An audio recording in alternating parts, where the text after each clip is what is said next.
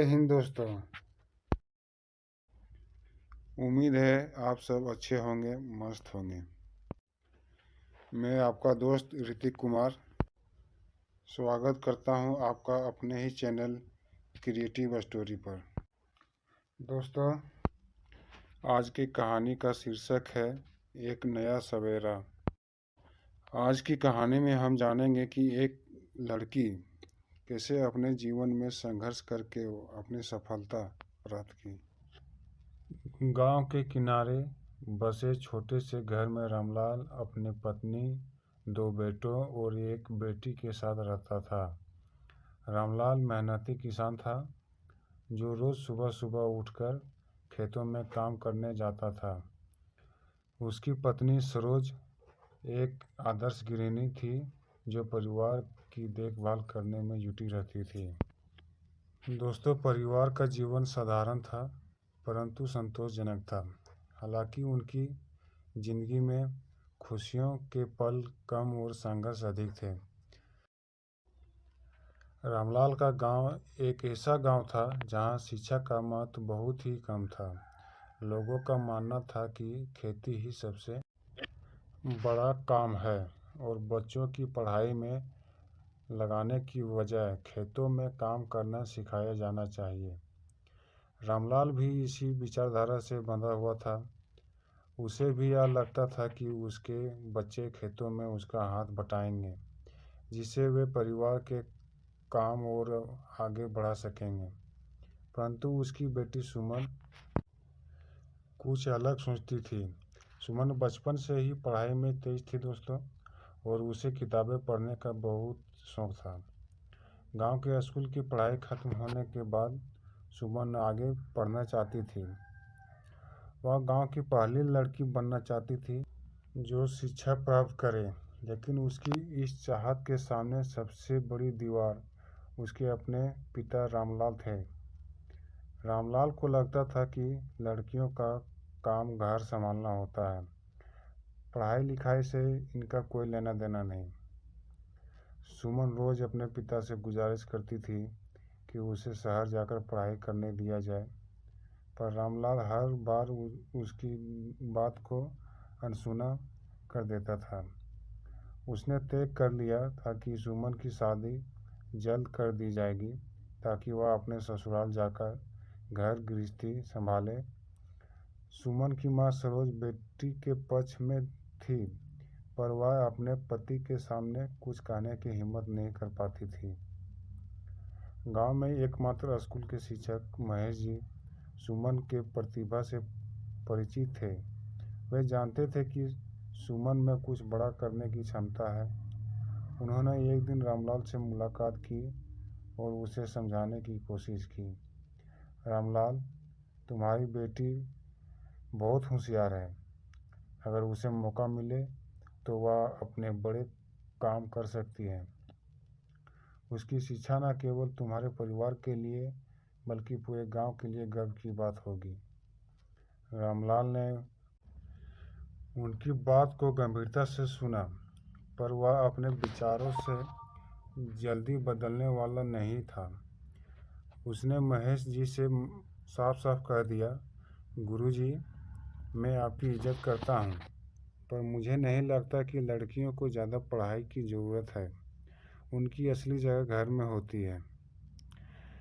दोस्तों, महेश जी निराश हो गए, पर वे हार मानने वाले नहीं थे। उन्होंने सुमन को सलाह दी कि वह अपना हौसला ना खोएं और अपनी पढ़ाई जारी रखने की कोई रास्ता निकालें। कुछ समय बाद गांव में एक महत्वपूर्ण घटना हुई। सरकार की ओर से ये घोषणा आई कि अगर कोई बच्चा विशेष परीक्षा पास करता है तो उसे शहर में निःशुल्क शिक्षा प्राप्त करने का मौका मिलेगा। यह खबर पूरे गांव में फैल गई। सुमन के मन में फिर से उम्मीद की किरण जगी। उसने ठान लिया कि वह इस परीक्षा में अवश्य सफल होगी। सुमन ने दिन रात मेहनत करना शुरू कर दिया दोस्तों। महेश जी उसकी मदद करने लगे और शिक्षा परीक्षा की तैयारी करवाने लगे। रामलाल को यह सब देखकर चिंता होती, पर वह कुछ कहता नहीं। शायद उसके मन में किसी कोने में यह बात थी कि अगर सुमन यह परीक्षा पास कर गई तो उसकी किस्मत बदल सकती है। परीक्षा का दिन आ गया। सुमन ने पूरी लगन से परीक्षा दी। उसे विश्वास था कि उसने अच्छा किया है, परंतु परिणाम का इंतजार करना भी एक बड़ी चुनौती थी।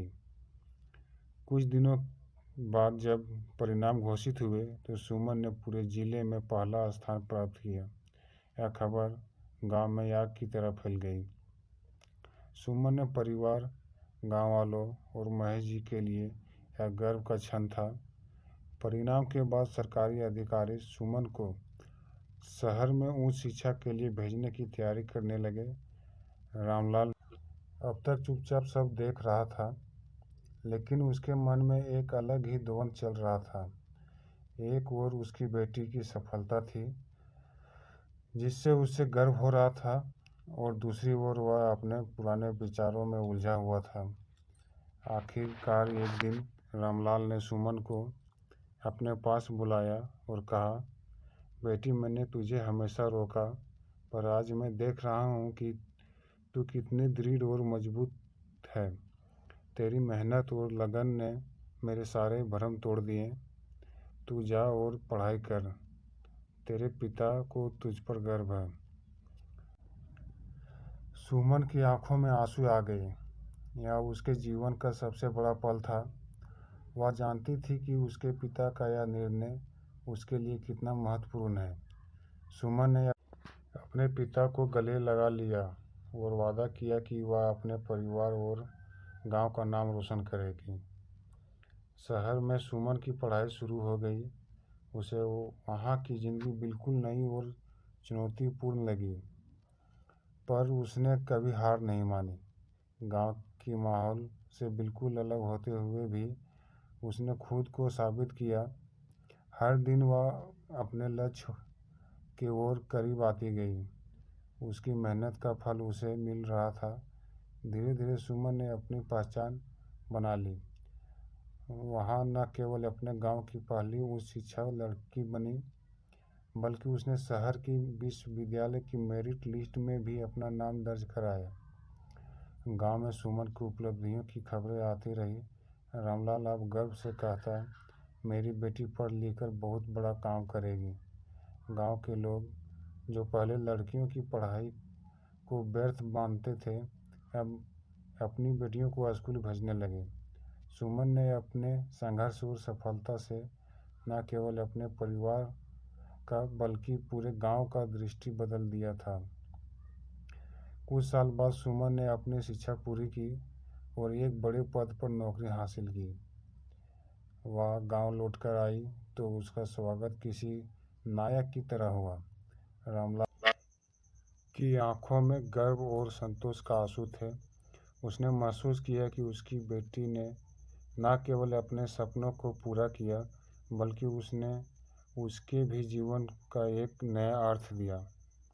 सुमन ने गांव में एक नई पहल की शुरुआत की। उसने एक छोटे से विद्यालय की स्थापना की, जहां गांव की लड़कियों को निःशुल्क शिक्षा दी जाने लगी। यह विद्यालय गांव के लिए एक नई क्रांति का प्रतीक बना। गांव के लोग अब शिक्षा के महत्व को समझने लगे थे और अपनी बेटियों को पढ़ने के लिए प्रेरित करने लगे। सुमन के जीवन की कहानी इस बात का प्रमाण थी कि जब एक लड़की अपने सपनों के लिए दृढ़ संकल्प हो जाती है तो वह हर मुश्किल को पार कर सकती है। उसने न केवल अपने जीवन का सवेरा बल्कि अपने परिवार और समाज को भी एक नई दिशा दी। उसका संघर्ष और सफलता यह साबित करती है कि शिक्षा ही वह प्रकाश है जो अंधकार को दूर कर सकता है। और इस तरह सुमन के जीवन में एक नया सवेरा आया, जो न केवल उसकी ज़िंदगी में बल्कि पूरे गांव में भी उजाला फैलाने का काम किया।